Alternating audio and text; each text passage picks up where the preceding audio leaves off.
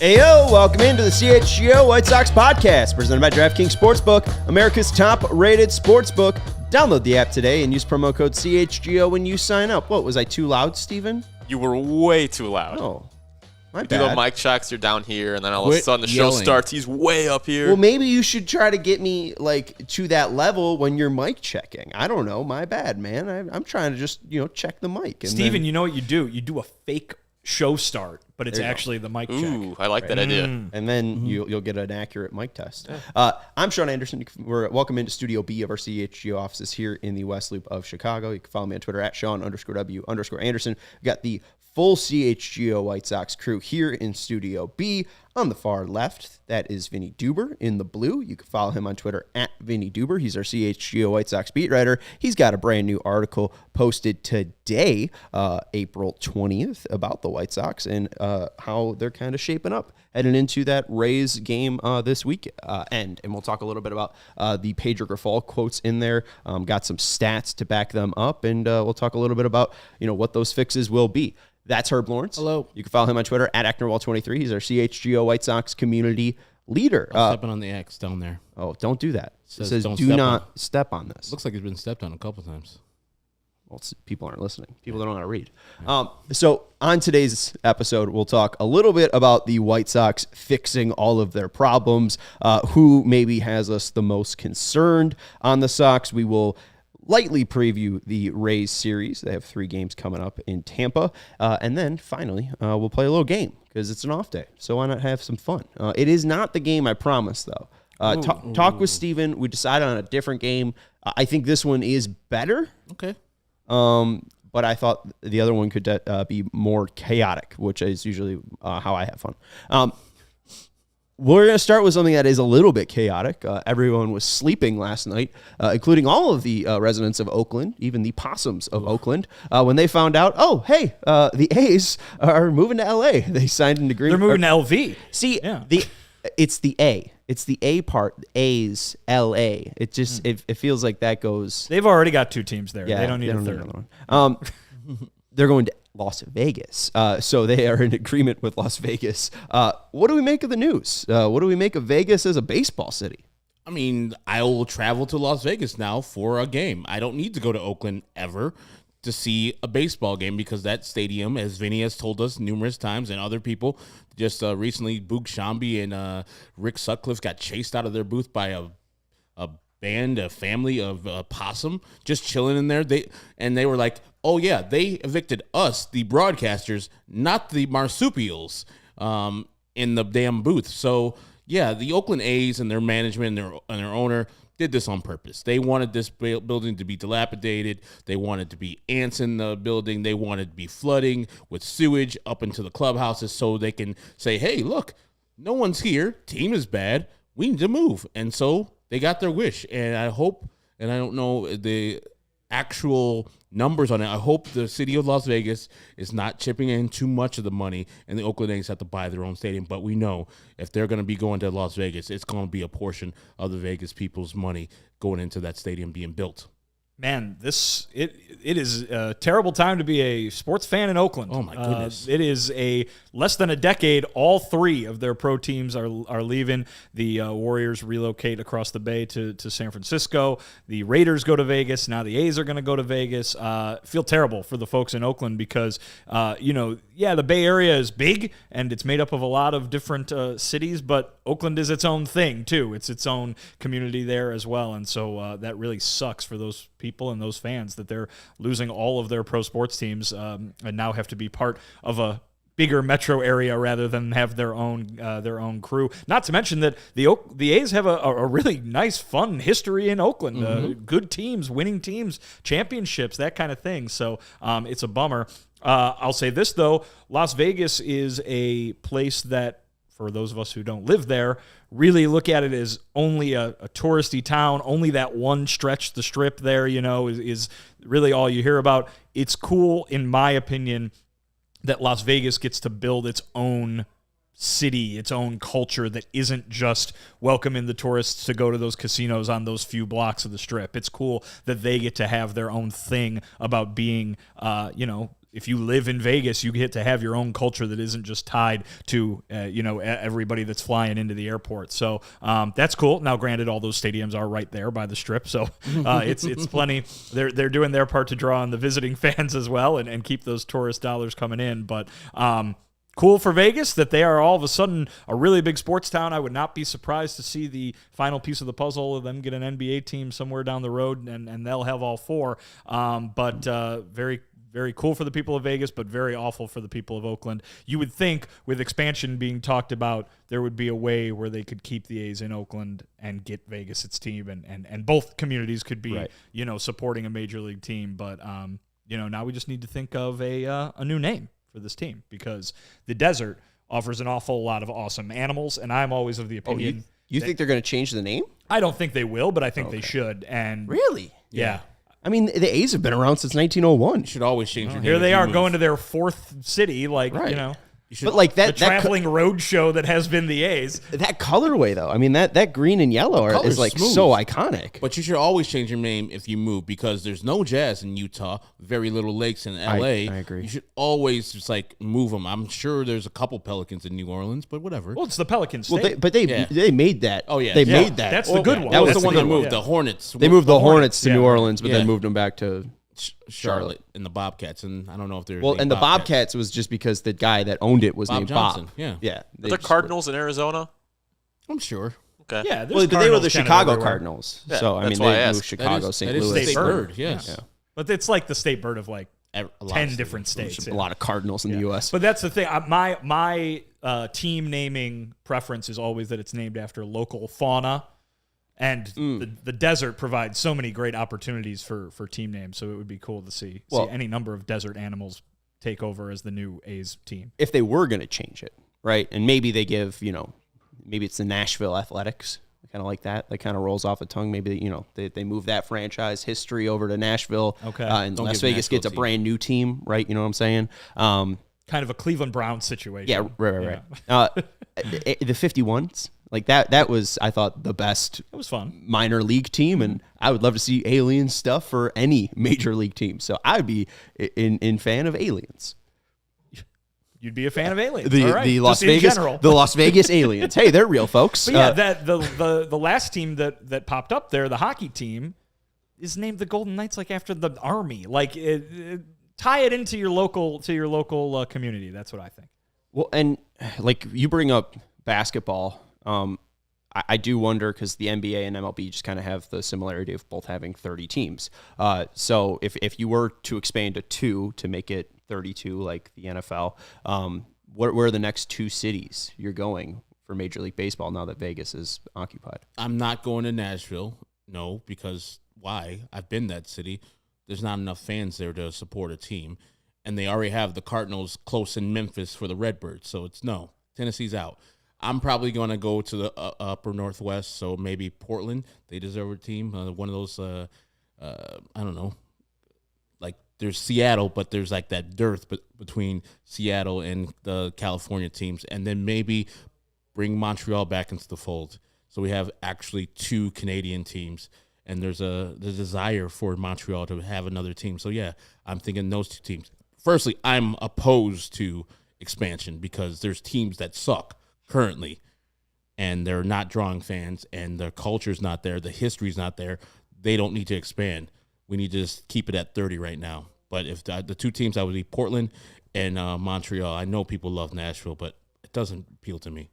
I think Nashville appeals for the same reason that Las Vegas would appeal. It's a place where everybody goes all the time to visit, and you put a stadium right downtown in Nashville, you're going to get a bunch of visitors from out of town. Hey, my team is playing the Nashville team this weekend. Let's go on a nice little weekend trip. I think it makes a ton of sense. I would think that the South would be hungry for more teams. You know what I mean? We've seen in Florida that not be the case, surprisingly, from an attendance standpoint. But Charlotte, Nashville, New Orleans, like the South is a region that is not only growing in population, but that plays baseball all year round. You know what I mean? So many of these guys are from Florida and other parts of the South just because the weather allows them to play throughout the year. A lot of these guys live in Nashville in the offseason. I think Nashville makes a ton of sense. Portland makes a ton of sense. Montreal makes a ton of sense. I think there's a few teams, but I think Nashville makes a lot of sense from again, an economic standpoint as much as anything else. 27th largest media market. Vegas is 40th. And then you do look at just the MLB teams on a map. You have the 2 Texas teams. You have the Florida teams. Cincinnati and St. Louis are kind of as south as they go. But those are Midwest cities. But those are Midwest. Yeah. And then, when you go east, how south it really goes is Washington. Right. So, there's a huge spot, whether it be Charlotte or Nashville, where and you the Braves obviously have a huge footprint from right. them being on cable TV and stuff like that. So, I mean, I understand you live in North Carolina, you live in Tennessee, you live in Louisiana, you might be a diehard Braves fan, and it might be hard to change those, that kind of situation. We even see Vegas where they get the Golden Knights, they finally get their pro team, right. And that city goes out and fills it up. And I just checked the NHL attendance. They have 103% capacity each and every night. They're standing room only each and every night. Too. Yeah, they've been good too, which usually helps. But I don't know. I have a feeling if Charlotte, does get a spot, and I guess they do have the NBA team, and Nashville does have the Predators, but I think they would come out and support it. Theoretically, that stadium is one of the best stadiums that they already have. And they can be retrofitted to something that's 40,000 seats. They didn't rename it, though, because it's Truist. Yeah, they would just have to name it something else. Truist would move over, just say, hey, we'll just be in Atlanta, cool. Weren't there two NBA arenas that were both American Airlines? American Airlines in Dallas and in Miami. Oh, okay. There you go. Yeah. We'll just Truist Park and Field. There you go. I do want to bring this up. Joe Sheehan, longtime MLB writer, said he thinks that Vegas would be a disaster, and he says when it comes to market size, Vegas is hot Milwaukee. There's no secondary market, and the tourists will prop it up idea is a myth. You got 81 games compared to 41 games, double the games, and it's 18,000 that you're filling out for the T-Mobile Arena. It's going to be a 35,000. Wait, I have it. 1,035,000 seat ballpark. Will you be able to fill it out? Will you be able to get 35,000 people in Las Vegas in 105-degree weather or whatever? Not if the A's keep playing like this. No. I'm sure there's going to be a dome. I'm sure there's going to be I wouldn't put a retractable roof in Vegas. I'm just it's just a dome. I'm not opening up that sumbitch because from April to September, it's going to be hot. And in the middle months, it's going to be really hot. So I'm going to be going. I know a lot of people were like, hey, I'm not going to Oakland because I know they're going to be moving soon. I'll be attending a couple games the White Sox play out there just to see the spectacle of Vegas and the sports. Like Vinny said, 10 years ago, Oakland had all their teams, and 10 years ago, Vegas had none of their teams, and now it's just the Aces, the Golden Knights, the Raiders, and now the A's. It's a destination spot for sports fans because of sports books, because of gambling, and now you actually have the actual MLB, NHL, and NFL in the house, and the WNBA champions in the house of Vegas. JJ here is right. He makes a great comment. That place is going to be corporate as heck. Oh, absolutely. Too. I mean, right across the expressway from the Strip. If you've gone to Vegas, it's about a 5 or 6 block mall basically with a bunch of advertisements, like you're staring at the inside of a baseball arena. Yeah. So it makes total sense that you will see nothing but a lot of advertising, a lot of corporate stuff. It'll be like in New York or something like that. And plus, everybody goes to Vegas all the time. Yes. Everybody has somebody that they know that has been to Vegas within the last 6 months. I mean, people go there all the time. And if you are a White Sox fan and they're going to be playing the Vegas A's, you're going to go to Vegas for the weekend to see that happen. Damn straight. I understand that you can't fill up a stadium every single day with just tourists, but between the corporate and the tourist, and then again, like I said, Get the people in there. I mean, the guys insulting Milwaukee, those people love the Brewers up there. Yeah, absolutely. So, I mean, what's to say that if this team doesn't play well, that they won't get local support like the hockey team and like the WNBA team? But we see Milwaukee's owner crying poor. Like, I mean, David Stearns after the pandemic in 2021 was saying like, "Oh, we didn't make our money back." The A's are the textbook definition of that. Then they have been for 25 years. Absolutely. Are they going to go spend money? Like, I think the novelty of traveling to Vegas will wear off. Like for baseball fans, I don't know. I don't know if that's how many times can you handle Vegas in your life? Well, but it doesn't have to be the same one person every time. It could be different. I've never gone. Because the answer is not many. Sure. Yeah, I haven't gone to Vegas in a long time because I've done the Vegas thing 5-6 times. Now it's different. Now if Vegas has a baseball team, I have a reason to go out there, and if the stadium and the atmosphere is right, I'm gonna go multiple times and spend my money mostly in the casinos, but also go to a couple games too. Well, and again, just going back to the money part of this, because I don't know how the A's are going to do this, because the A's, again, are notably known for spending so much money, really investing in their team. Their owner is a part of a dynasty breed that's totally not dying in the Gap. I don't know, like this, they don't seem like it's going to be a good team. Like, Vegas has been good. The Golden Knights have been good. The Raiders, it's, 8 games? Now, I guess 9 games? 9 or 8 games, depending on the season, because it's a 17-game season. Yeah. That's really easy to fill, NFL. Right, it's NFL. Yeah, right. Like, I think if that team is bad, which they probably will be, like, I have concerns about it. But remember, the A's every once in a while come up and get a wild card because they do well in player development. And once those players get good, get off my team immediately. And because I'm a cheap owner, I like to get in all the money from the competitive balance tax and such. But I would hope that this owner just cashes out. Cool, we're moving. I'm going to cash out. Give me my billions. I'm gone. And to get another person who's really serious about improving this A's on-field roster and on-field product, because all I've heard about that stadium out there in Oakland, it's just way far away from the action because it's a football stadium, and it's not conducive to actual good baseball being played unless you're having superstars like they had in the late 80s, early 90s. Well, and Sean, I'll say this. You're raising, oh my goodness, I don't know if they're going to be able to fill that stadium in Las Vegas every night. Well, what's the alternative? They stay in Oakland and they get 5,000 people every night? That's true. And they're getting I haven't seen how much money they're getting too? from the city of Vegas, but I bet the city of Vegas is probably doing a decent amount of paying for the $1 billion. What? Do they count the possum as in the attendance count? I think so. Yeah. I think it's 5,001. But also, I'm sure the Oakland fans are sad that their team is leaving. Absolutely. But if the White Sox left and they went to Nashville, I would reluctantly go to damn Nashville every once in a while to see my favorite team. I think Oakland fans, yes, they're sad, but otherwise, what are they going to do? Become Giants fans? No, that's their mortal enemy.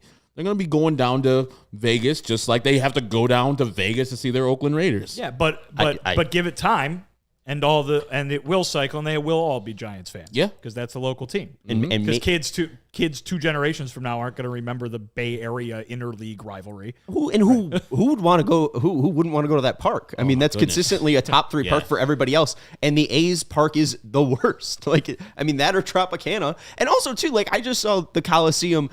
Poor A's fans. Not only has their team been awful for the past 30 years, but then Al Davis just puts that monstrosity out in center field. I'd never seen the old Oakland Coliseum. I saw a picture of it today, before the Mount Davis. I've never seen it pre-Mount Davis. That's a beautiful ballpark. I didn't know there was trees behind center field. I mean, what they got screwed. Absolutely screwed after, Al Davis came into Oakland I feel bad for Oakland fans just because, they have nothing now. Your Warriors are in San Francisco, your A's and Raiders are in Las Vegas, and, now you got nothing besides the Giants. And that was a rivalry too. So if the Sox did go to Nashville, am I going to become a Cubs fan? You might not, but your grandkids might be. Oh, yeah. Right. 100% they would be. Yeah, and that's the thing too. Also, like if the White Sox ever did move to Nashville, I'm absolutely going to Twitter.com on my unverified account and burning all of my White Sox stuff. Just like bought it. That's one of the dumbest things in the No, world. No, you already bought it. Doesn't matter. It's a sunk No, cost. I get it. I get it. You think Ryan starts looking on Twitter like, no, son of a it's bitch, not even. Sean It's is just burning my it's jersey. my own catharsis. It's not even about what Jerry Reinsdorf thinks. I don't care about Again, that. going back to time, 2 generations from now, that would be hot retro gear. That's true. No one's burning any Montreal Expos gears these days, are they? Hey, and our guys from the 108 made the Florida White Sox shirts when Jerry almost moved them down to, I think it was Tampa, right? Yeah. Or Fort Lauderdale. One of them? Tampa. So, hey, we almost had the Tampa Sox.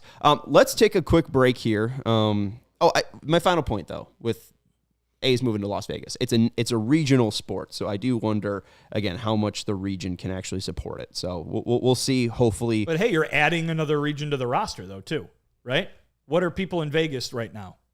They D-backs fans? Are they, you know what I mean? Like Dodgers, Dodger fans. Like Padres. The Bay Area, the Giants aren't going anywhere. Like, you've got the Bay Area as one of your regions in baseball. You didn't have Vegas. Now the people in Vegas have a local team. You just expanded the number of regions. I mean, we already have the example of that where Washington, D.C. fans are flocking to the Nationals. They were probably Baltimore Orioles fans before that, and now they're, live closer to D.C. They're like, hey, the Nationals won a World Series.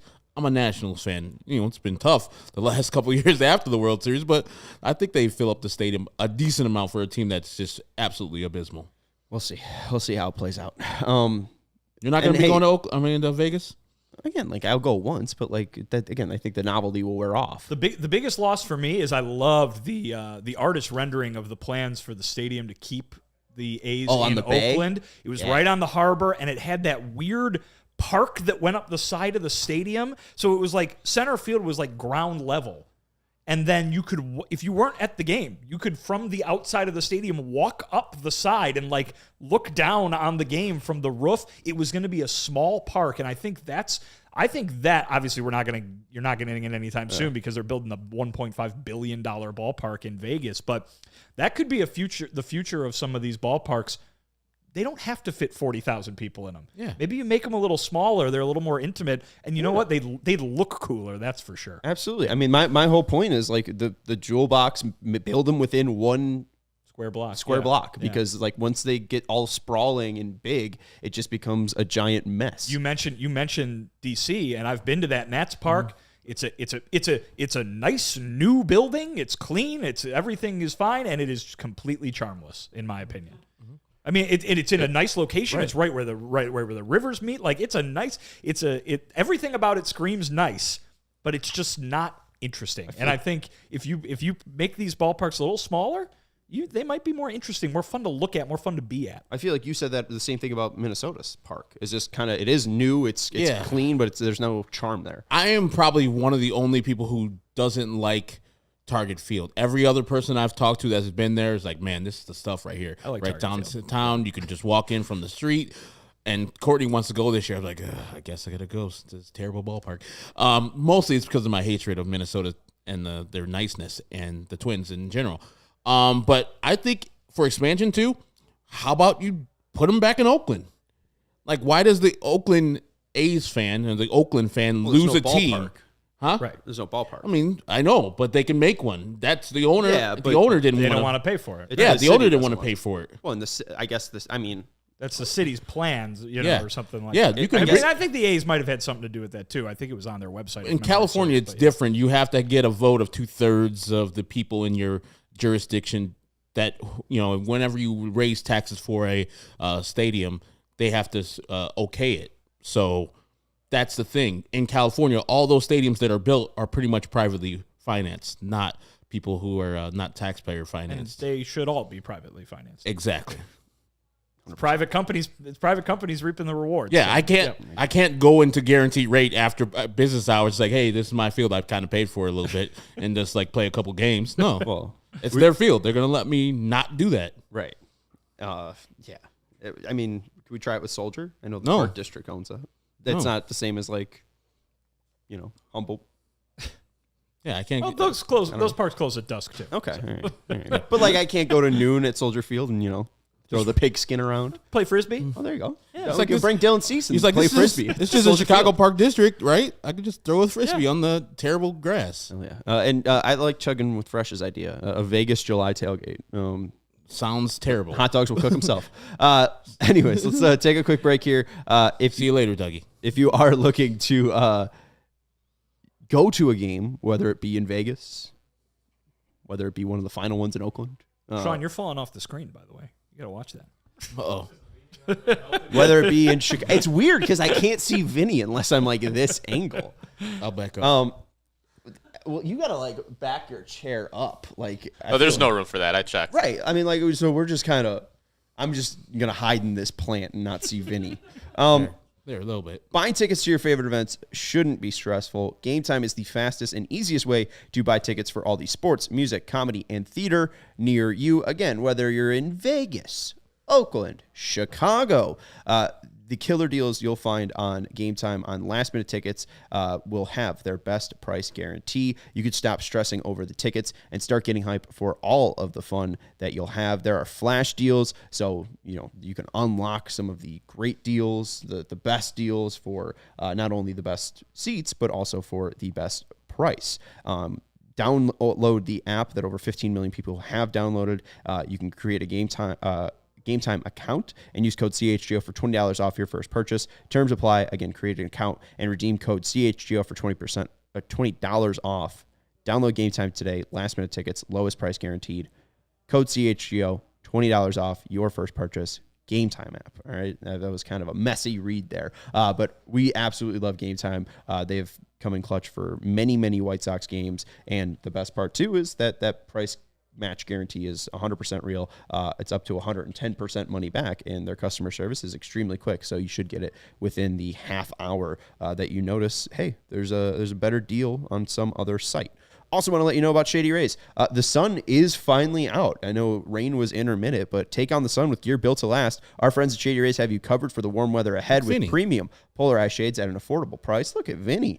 Shady Rays are an independent sunglasses company that offers a world-class product that's just as good as any expensive pair we've worn. They have durable frames and extremely clear optics for outdoor adventure. And that's not all. Shady Rays offers the most insane protection program in all of eyewear. Every pair of sunglasses is backed by lost and broken replacements. If you lose or break your pair, even on day one, they told us that they will send you a brand new pair. No questions asked. You can wear your Shady Rays with confidence because they have your back long after your purchase, and you can purchase Shady Rays with confidence as well because if you don't love your Shady Rays, you can exchange them for a new pair or return them for free within 30 days. There's no risk when you shop. Their team always has your back. And exclusively for our listeners, Shady Rays is giving out their best deal of the season. Go to shadyrays.com and use code CHGO for 50% off 2+ pairs of polarized shades. Try yourself the shades rated 5 stars by over 250,000 people. I was really enjoying that Vegas discussion. Didn't think it would go 20 minutes, and I think it's just because we don't want to talk about the 2023 White Sox. I'd rather talk about the Vegas A's and that market for hours and hours than open up the 7-12 bucket. But here we are on the CHGO White Sox podcast. Can't open a bucket. Let's jump into some of the stats. You can't open a bucket. You can't open a bucket. I don't know why you're opening a bucket. It's just completely open to begin with. Wait, open a bee's nest? I mean, if it has a lid, you can open it. Bees? Do you have buckets with lids? No, a bucket doesn't have a lid. Sometimes those bucket of ice cream, those huge buckets of ice cream. See, with the handle? I consider that a tub. Okay, there it is. Okay. Yeah. Maybe a pint as well if it's smaller. Sure. Right. Let's get into some stats here. All that's in the White Sox bucket is mint chocolate chip ice cream, which I hate. Which other people much love. Why are you bringing up mint chocolate chip ice cream and hating mint chocolate chip ice cream? Because that's you want to get in an ice cream discussion? You really don't want to talk about the 2023 White Sox. No, I'm just going to say that the bucket is filled with terrible ice cream. I love mint chocolate chip ice cream. It's fantastic. And because like the mint part, it's minty, but then the chocolate, it's sweet. Chocolatey, so it's like a little minty and sweet. I like it. Your thoughts on mint chocolate chip ice cream? It's fine. Okay. Steven? I like it. All right. So it's fine. Steven and I like it. Herb hates it. There you go. Let us know in in the chat if you like mint chocolate chip ice cream or not. Let's go to this first question that I have for Vinny and Herb, and it's going to be, which Sox is off to the most concerning start? Which player is off to the most concerning start on the 7-12 team, if there is any. Vinny, you want to go first? Well, I'll put it this way. This is maybe a bit of a cop-out answer, but I think I would say the guy who I have the least amount of faith can just turn it on right away, and I would say maybe Elvis Andrus. Okay.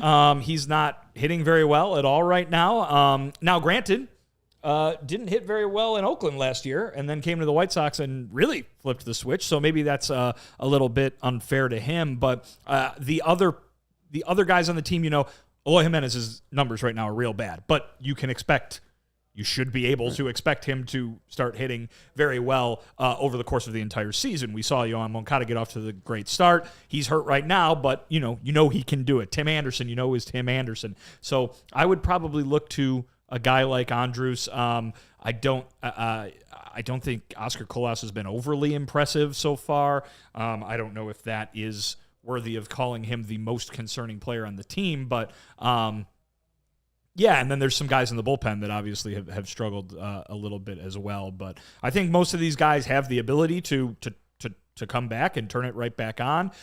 Certainly there's nobody on the team right now, I think, that is free of criticism other than maybe what Jake Berger's done with the bat. But yeah, I guess I would pick Andrus. That might be a cop-out answer, but there you go. It is an answer. And hey, 16. No, wait, that's not the actual number. He's 16th percentile in outs above average for second baseman. So the switch over to second base, I don't know if it's been great, but also we haven't seen him play a ton of second base because of Tim Anderson's injury. So maybe more consistency. I do wonder about him, Eloy, Luis. Maybe it's just April. We saw Jose Abreu be a slow starter. Not sure if that's it, but Herb, who's concerning you the most? Guy with a 190, 261, 238 slash line. That's Eloy Jimenez. Like, he's just lost at the plate right now. Out of all the starters on the White Sox, he's got the highest K rate at 30%. Like, that's not Eloy-like. And while he's got an 8% walk rate, not awesome, but, he's seeing the ball a little bit better than most in the White Sox. 42 on his weighted runs created plus. Just not Eloy-like. Now, will Eloy become Eloy? Hopefully, yeah. But there's been no home runs in the 11 games he's played. And I know he went out for 10 games, but 11 games and all the at-bats that he's had, I haven't seen anything. I'm like, here he comes. All right, Eloy's coming, and he's almost on the precipice of being himself. He looks just in between on fastballs and off-speed pitches. He's flailing at pitches that he hasn't done in the past.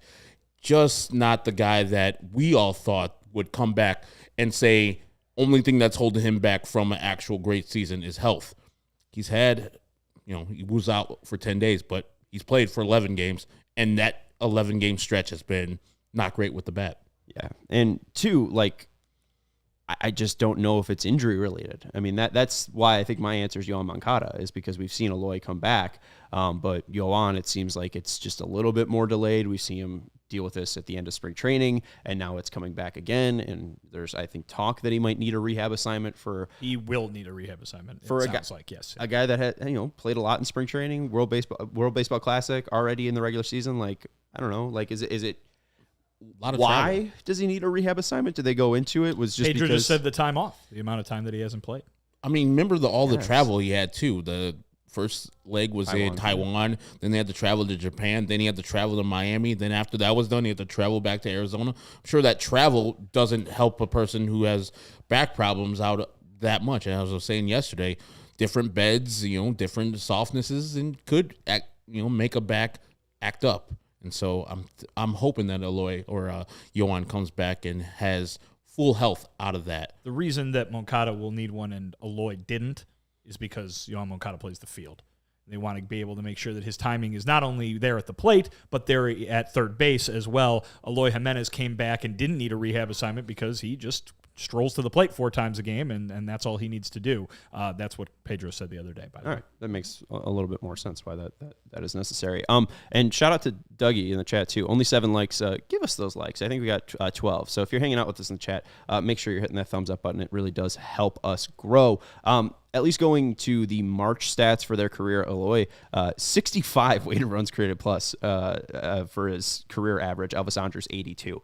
So those guys below average hitters in historically March and April. slow starters. Historically Are slow we at least starters, looking a at la Jose Abreu. Are we looking at a more positive May and June for those two players, or Eloy specifically? Let me change the time filter for you, Herb. Thank you, because that's what's killing me, and I'm sure the White Sox offense not having one of their best sluggers be their best sluggers. Only 47 plate appearances for Eloy in May in his career, which I think is probably a bigger issue. That makes sense. But his stats get worse. He went from a 65 weighted runs created plus to a 64. Elvis Andrus got better, 82 to a 93. So that's pretty decent. And then let's see, maybe June is when Eloy turns it on. I mean, probably July will be the big thing. But yeah, June for Eloy, 142. So I mean, gotta wait. You know, I hope he starts figuring it out a little bit. We've seen some bloops from him, but nothing hard hit. He really looks just like you said, not really picking up the ball well. Elvis Andrus, a slow starter in June, 83. So hey, maybe he's just not that good. We'll figure that out with Elvis Andrus. But he plays second base. Second base was a concern last year, absolutely. But when we look at the 2022 Sox, was second base the reason why they were bad? No. It's Eloy, it's Yohan, it's Tim, it's Luis, all dealing with health issues, and so far 3 of the 4 have dealt with that. Luis Robert, I'd say his some of his stats are concerning. I was looking at pitches in the heart of the plate. And I was thinking Andrew Benintendi would probably be the worst, pitches that are truly not even corner, near the corner, truly just kind of middle of the plate. Average exit velocity for Luis Robert on those hits, 90.6 in the middle of the plate. You'd think if you throw him anything hittable, he'd be smashing it. But he is one of the worst comparing to Hanser Alberto so far during the year. Elvis Andrus is second worst at 89.1 and Yasmani Grandal at 87.7. I don't know if I'm extremely concerned about Yasmani, though, just because we've seen his blocking be decent. It seems like the legs are all right, but again, the hitting hasn't been there. And also his walk rate's been down. So I do wonder if he is just being more aggressive. The K rate's a little bit higher than it was last year. The walk rate's a little bit lower. However, the ISO's higher. So I don't know if that's just because of the one home run, but it does seem like there is a little bit power left in the Grandal bat. So I don't know if I'm really massively concerned about Grandal because especially he's been playing. I think I said earlier before the year, it will be until September until we kind of truly see how Yasmani is held up because, they'll need a catcher for the postseason, and I don't think they're planning on it to be Sebi Zavala. So if Grandal can withhold that health until September, I'm not too concerned about him. However, one guy I'm a little concerned about is Andrew Benintendi. You? As per usual, yes. Shocker. Benintendi currently has a career low line drive rate at 18.5%. His career average is 21.8, so about 3.3% worse than his career average. His ground ball rate is over 50% for the first time in his career. Again, it's only 19 games, very early on in the year. Natural White Sox. His previous career high is in 2019, where he had a ground ball rate of 40.7%, so nearly 10% higher. Again, not really following what his career norms are. Evan, distance for hitters on pitches in the heart of the plate. Again, going back to this stat, Benintendi has the lowest average distance this year for any major league hitter with at least 20 balls that were hit on pitches in the middle of the strike zone. He's barely hitting at 100 feet. Luis Garcia of the Nationals is on this list at 109. Yoshida from the Red Sox is out at 111. Kevin Kiermaier, now of the Blue Jays, is at 127. And Jose Abreu is at 120. So kind of funny just seeing the $60 and $75 million man who kind of replaced Jose Abreu in the lineup also struggling, and seeing Jose Abreu also struggle. I don't know what that means. But that's common for Jose Abreu to struggle. Right. I thought because of playing in the South, playing in a dome stadium, he would start off his April very hot or better than he was. Maybe it just takes him a little bit of time to be the Jose Abreu that we usually see. I mean, happens every year. Even though he switched teams, I expect Jose Abreu to post the numbers that he usually does. Probably. I don't know. And I like that title too. It's great. Everyone, and apropos. I did like that. Oh, it's gone. There it is. It's back. But, we even saw last year with Abreu. He didn't hit a homer from August 3rd to September 15th. Like, is August Abreu still there? Like, I don't. He didn't show it last year. He didn't. He looked horrible. I wouldn't have paid him $20 million. We brought that up before. But are you guys concerned about Benintendi? Anytime Sean gets a chance to say that he wouldn't have given Jose Abreu his contract, I do it every time. We also talk 5 days a week, so it just kind of comes up every a lot. time. It should be a drinking game on this show.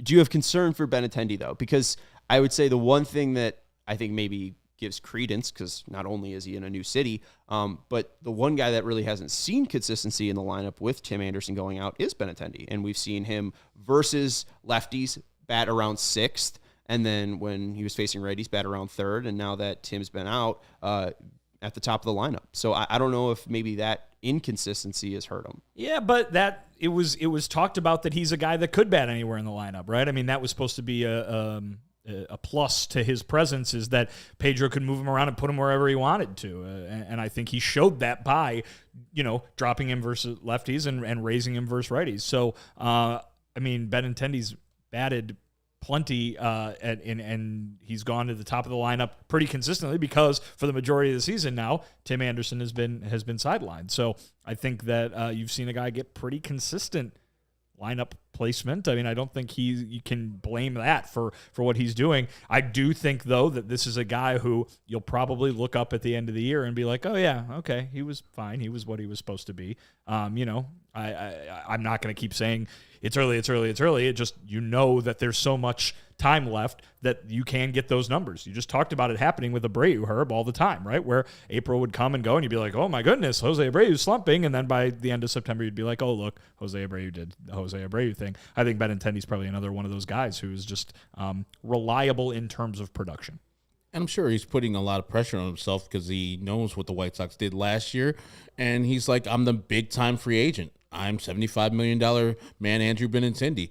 I need to do this, that, and the other. And coming into a new atmosphere with a new teammates, he's probably putting undue pressure on himself.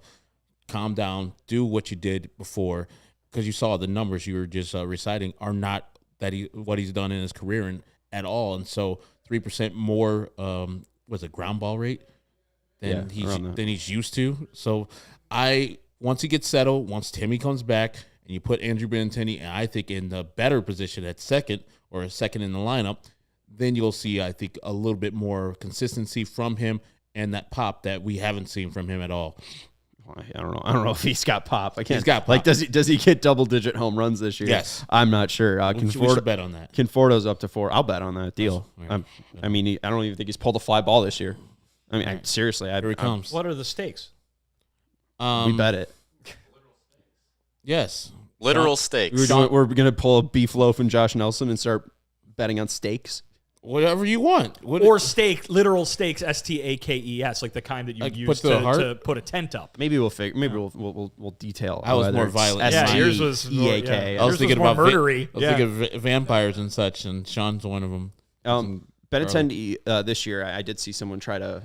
It was Jim Margolis, the Sox Machine, try to say, like, well, he's been good at guaranteed rate field. I think his slash line's like 320, 340, and then 400 or something at guaranteed rate field specifically. But then just looking at where he's hit the ball and like where he's like hit the ball in the air at guaranteed rate field, left field.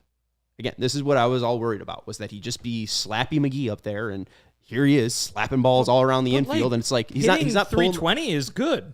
Right, but like, do you pay a guy $75 million to? We don't pay him anything. It doesn't matter. That's true, but like our whole point of over the past like year of talking about this, and even Rick Hahn said it at the trade deadline last year, like, ball go far, team go far.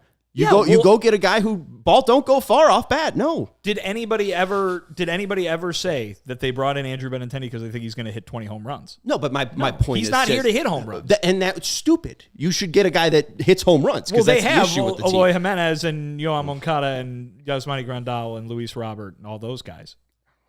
They're not hitting home runs. That's the problem. I think you named 5 guys, and I think they have 6 homers combined. Yes. I could throw Andrew Vaughn on that list, too, and it only raises it by 1. Hey, yes. There you go. Your guy. Hey, my guy. You put a stake through your heart. We got the graphic from yesterday about Andrew Vaughn hitting balls over 100 miles per hour, something Benintendi can't.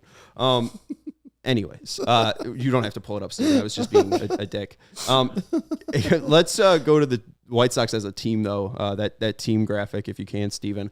We also wanted to find if the White Sox were going to be better against fastballs this year as a team hitting. So in 2022 against four-seam fastballs, they were 30th. In 2023, they were 21st. Improvement. Against two-seam fastballs, they were 4th. Now they're 21st. Against cutters, they were 4th. And now they're 23rd. Against sliders, they were 17th. This year, they're 17th. Against curveballs, 12th. This year, 4th. Let's go. Versus the changeup, 7th last year. This year, 11th. Split finger, 14th to 11th. And then the sweeper, 26th to the 3rd. So good on the sweeper, because that is a pitch that's seen an increase all across Major League Baseball. Oh, can you keep flashing that? Sorry, Steven. But again, like, the slider is the most used pitch in baseball, or one of the most used pitch in baseball. You don't see an improvement there. And the four-seam fastball, you're still a bottom 20 team. And against fastballs in general, you've seen a decline against two seams and cutters. And I think a large part of that is Jose Abreu and Eloy Jimenez not hitting. But again, is this due to health? Weirdly enough, this is encouraging. They haven't hit the ball hard or hit it consistently enough lately. And they're not the worst team in baseball like they were in four-seam fastballs last year. And the pitcher you said that is becoming the pitch du jour, sweepers, they're doing pretty well in. Oh, but French Herb. Yeah. We just talked about Montreal earlier. The du jour is more of a what's it called? A crudité, maybe an hors d'oeuvre. It's just shouting words now. Well, it's a small percent. It's a small percent. It's more of an appetizer. It's more of like 18%. I mean, fastballs are still used like 40% of the time, and they've improved 9 spots. They're coming. But against other types of fastballs, they went from 4th against the two-seamer and cutter down to the 20th. So now they were, decent against cutters and two-seamers, and now they stink against them. And they're 20th against four-seam fastballs. I don't know. I'll tell you what, I wish I was 3rd against the sweeper. Yeah. I got that street sweeping ticket the other day. Oh, me too. Brutal. $60. Brutal. It hurt. I had to pay it today. I was like, oh, you sons of bitches. No, at my home. Yeah. And the street, you can't even eat off the street. For the garage. It's not even clean as hell. It's garbage. And the street sweeper had already left too, and the person came after the street sweeper and gave me a ticket. I'm like, what's the point? I got mine the day it snowed, so I didn't even think they were going to do it because it was supposed to snow. Right. Well, I'm like, you can't street sweep snow. You can't sweep snow. Can't. I've tried. You can't sweep snow. Let's go. Just a useless thing. I don't see the streets becoming cleaner. It doesn't matter.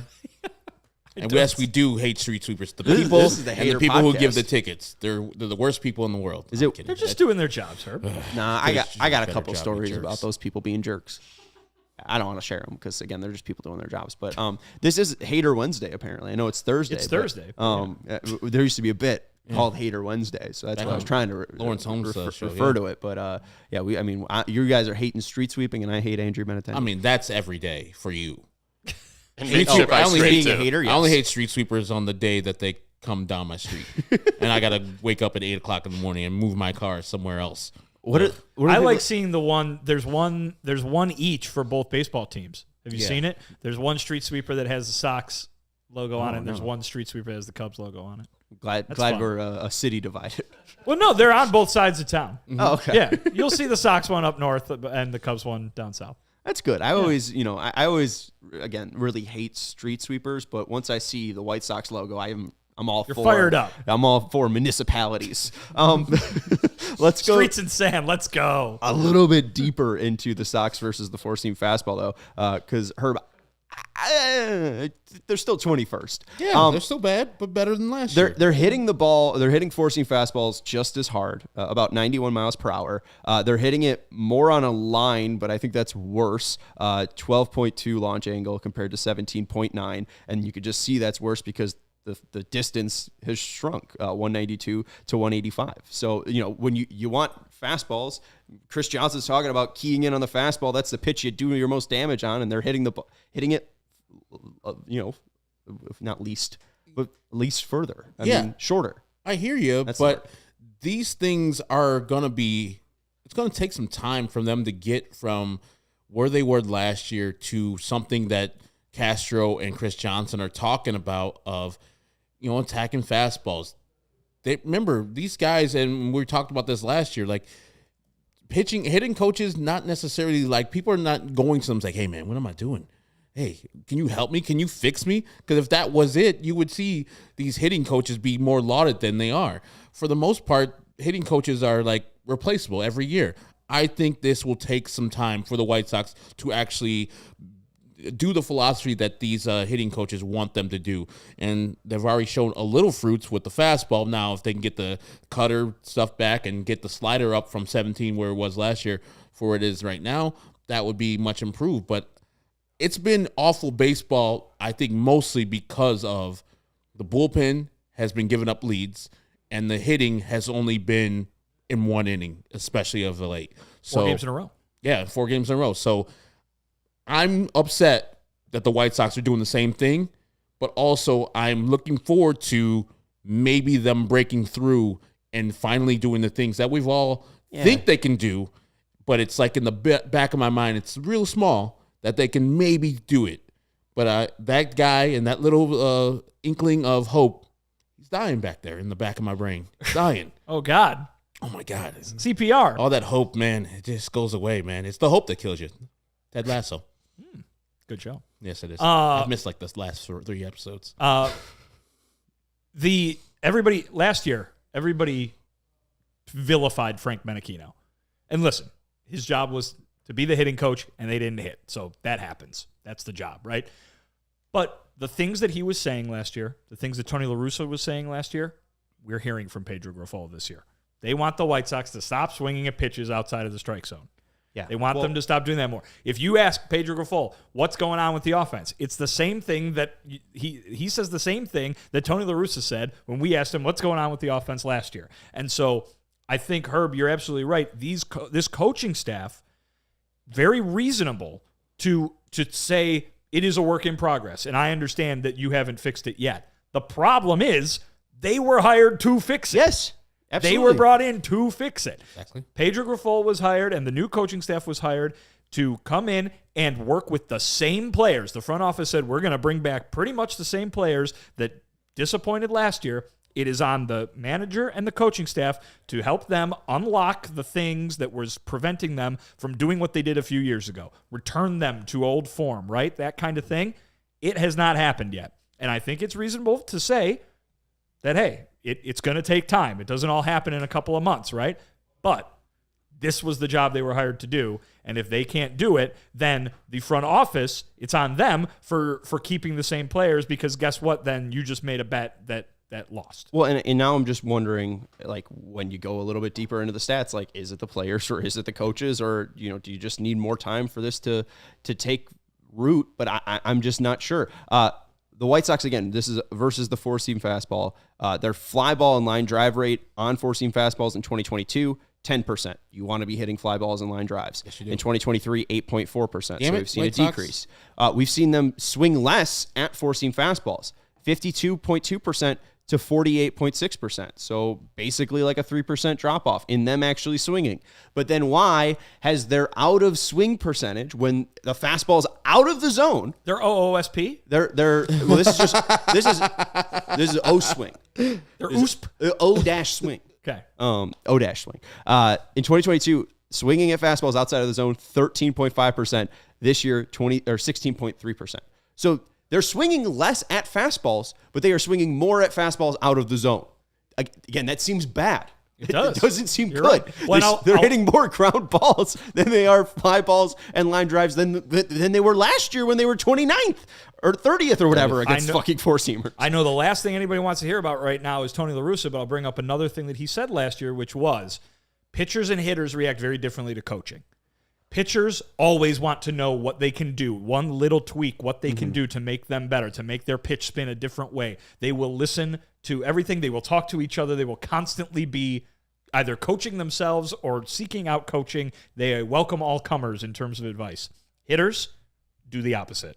They say, I know how to hit a baseball. I've been doing it since I was 10 years old, and it got me all the way to the major leagues. What do you mean I need to change? And that's, I think, why we hear so much. You see so many stories written about, like, the hitting coach that did one thing to help Major Leaguer X change his swing, and it's like, oh my God, what a thing, because I don't think that happens that often. I'm not saying these guys are saying, you know, oh, shut up, stop talking to me kind of thing, but I think it's just difficult more difficult to get them to change something that has worked for their entire life. Well, and we saw Mike Tozar have one of those stories with Jorge Soler back in Kansas City. So you thought like, oh, maybe that would be a reason why you go out and hire a coach like that. You hear it with Kevin Long with Kyle Schwarber in Washington, and it really didn't turn out until June for that practice to really start to come to fruition, where, you know, you work with this guy for 2 months and then you start hitting fastballs off high tees, and then, oh, here comes Kyle Schwarber hitting 13 home runs in the month of June in 2021 because of this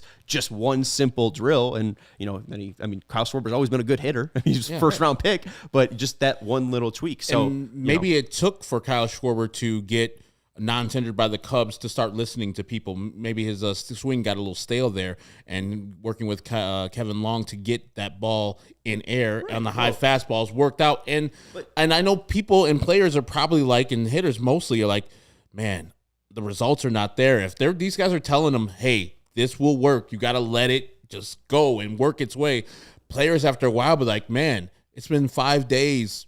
Your system isn't working. I'm going back to old school stuff. While Kyle Schwarber just stuck with it and then saw the fruits of his labor. It's the process over the results. It's tough to say. It's tough to hear, especially when you're not hitting home runs if Eloy Jimenez. You're not hitting home runs if you're Andrew Benintendi. You hit one yesterday if you're Andrew Vaughn, but you're probably telling them all these good things that we see, and they're like, yeah, hit the ball in the air, you dummies. When you see a fastball in your area, hit it hard because you do it well. And, you know, old habits die hard. And for these guys to break through, I'm sure it will take a little bit, because no one knows Chris Johnson from Adam. He hasn't done this in the major leagues as a hitting coach. And neither has Castro. Really hasn't done like, oh, there's a person I can point to that guy did it. Tozar, yeah, with both him and Pedro doing that with Salvi and doing with Soler. But that'll take a little time and a little trust where somebody's actually breaking through. It's like, okay, I see it. I see your vision, and now I'm seeing the results. Thank you, sir. All right, we're going to take a quick break here. We'll probably continue the discussion on hitting. We'll talk about the Rays coming up as well, and a little bit about the pitching staff before we get out of here. Have you guys heard about the ComEd Energy Efficiency Program, though? I have. Yes. What are you laughing at, Steven? That's just a lot of things to get through. Oh, it is. Yeah.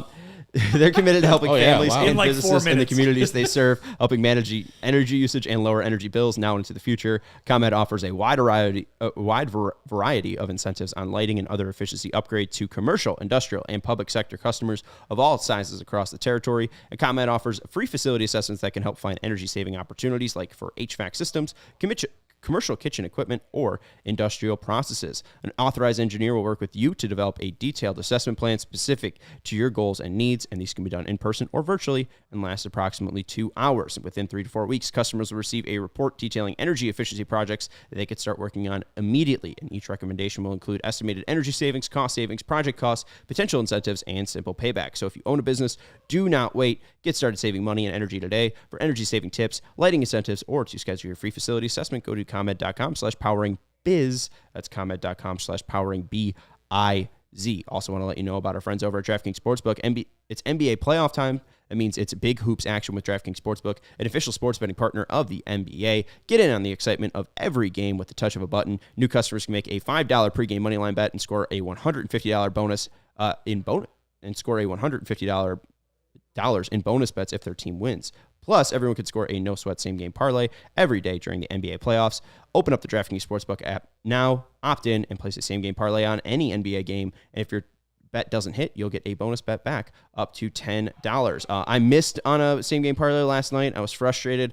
Missed it by 2 legs. Oh, well, what are you going to do about it? But then I got a bonus bet back and put it on some golf. We'll see how that turns out. Not sure, but download the app now, and you can try your luck. Sign up with code CHGO. New customers can make a $5 pregame moneyline bet and score $150 in bonus bets if their team wins. Only at DraftKings Sportsbook with code CHGO. Gambling problem? Call 1-800-GAMBLER. In Massachusetts, call 1-800-327-505 or visit gamblinglinehelp.ma.org. In New York, call 1-877-HOPE-NY or text HOPE-NY 467-369. In Kansas, call 1-800-522-4700. On behalf of Boot Hill Casino and Resort, Kansas, 21 plus in most eligible states, but age varies by jurisdiction. Eligibility restrictions apply. See DraftKings.com/sportsbook for details and specific state gambling responsible resources. Boom. With the do a little production on air. Not supposed to, but I know we're supposed to have this trivia thing. it could be like that Matt Damon and Jimmy Kimmel thing where, sorry, Matt Kimmel. Sorry, Matt Damon, we ran out of time. Or Lindsey Buckingham and went up with that. Seems like it's going to be that. We don't really need to talk about the Rays, I guess, too much because we talked a little bit about it yesterday, and we don't have the full pitching matchup as well. Cease and McClanahan have been moved up. Or no, sorry, that's the wrong day. We still don't have the full pitching match, though. It's Kopech, Foucher on Friday, Cease, McClanahan on Saturday. That should be a fantastic game. And then Lynn versus TBD. What's the most important thing for the White Sox in that series? Win the series and hit the baseball, right? Yeah. Usually you hit the baseball, there you go. That helps you win. Yeah. What else do we want to talk about? What the White Sox need to do against Tampa? They can kill two birds with one stone, win on Friday, win on Saturday. Game over. They've won back games and then won a series versus the best team in baseball. And then they can get aced by TBD on Sunday. I was but just of going to course, say forfeit. But of course, forfeit. That way you can give Lance Lynn a day off, and then you could get to Toronto early. Why play the game? You won the series. Final it's a bold strategy. Bold strategy. We'll see if it pays off. Final thing I wanted to go to from Vinny's article today. Was something from Pedro, and this was a quote, and make sure you go to allchgo.com. It is a free-to-read article, but the quote was, when you don't score runs and you don't produce like we are capable of producing or want to produce, there's always some pressing going on. I've said it before, and I'll say it again. We just have to be a little bit more disciplined in the strike zone and shrink it and not be afraid to hit with 2 strikes. So I did look at just the Sox with 2 strikes. Their swing percentage on pitches out of the zone with 2 strikes, 29th in Major League Baseball. So they are swinging out of the zone as bad as the Kansas City Royals are. Also, the 4 worst teams, all in the AL Central. Kansas City Royals, the Chicago White Sox, the Cleveland Guardians, and Detroit Tigers. So just a bad division. They have the lowest run value on swings outside of the zone with 2 strikes. So they are just consistently doing horrible when they are deciding to swing. Swing percent on pitches in the zone, about 16th. So they could be a little bit more aggressive on pitches in the zone, really aggressive out of the zone, not that aggressive in the zone. And then plate appearances with at least 2 strikes. They were 16th in Major League Baseball. So they get us 2 strikes a decent amount. Maybe Pedro wants them to get in it a little bit more, maybe fight off a couple more pitches. We saw, JT Realmuto have a really long at bat with Mike Clevenger just fouling off baseballs and getting to a 3-2 count. Jake Berger did that as well against Taijuan Walker, and then they got pulled. So I'm not sure. But then the Sox with 2 strikes, they get the 22nd least amount of pitches in the zone, and they get the 10th most pitches out of the zone. So they know they're going to chase him. They're going to chase him. There's no reason to throw strikes. So if they do just swing less, they'll probably walk more, which I would love. But I don't know if that's a strategy of swinging less. They just have to see the ball longer, see the ball, understand where the pitchers are going. If they're going to be throwing the ball outside the zone because they know the White Sox are chasers, have a better 2-strike approach. Not look for the downs and just have bat on ball type of things. But also, you said they're 29th and 30th. Nowhere to go but up, Sean. Hopefully. Positivity. Wow. Herbie Sunshine. I'm back. Hey, I'm back. Thankfully, he's back, and now the clouds have gone. So, the only thing I also wanted to bring up was just guys I was concerned about was Clevenger. I don't know if you guys have anything else to add about concerns for this team. But this is from Lance Brodowski, and we talked about this just yesterday, just kind of how he really doesn't have anything besides his fastball. With pitches at least thrown 200 times, Mike Clevenger has the 2nd most effective fastball in all of Major League Baseball, just behind Garrett Cole. Garrett Cole has a -7 run value on his fastball. Clevenger's at like -4. The issue is everything else sucks. And this is from Lance Brodowski. He works over at Marquee, and he's he just does a lot of pitch shape metrics. And he talked about Clevenger. Clevenger's ditched his cutter this year, threw it 15% of the time last year, and the results on it were fine. What he has done has been throwing his fastball, and he calls it a sweeper, not a slider, 90% of the time. His fastball does look better. Again, the run value has shown this, but he added about half a tick on his fastball, and he's getting more vertical break, so it's rising. It's staying up a little bit more. And the sweeper, the slider, the stuff plus has gone from 102 to 113, so it's a little bit up. It is getting hit harder, But what Lance is suggesting is maybe he changes up the slider shape. So I don't know if they're able to do that, and he's able to throw it a little bit faster. That would help him.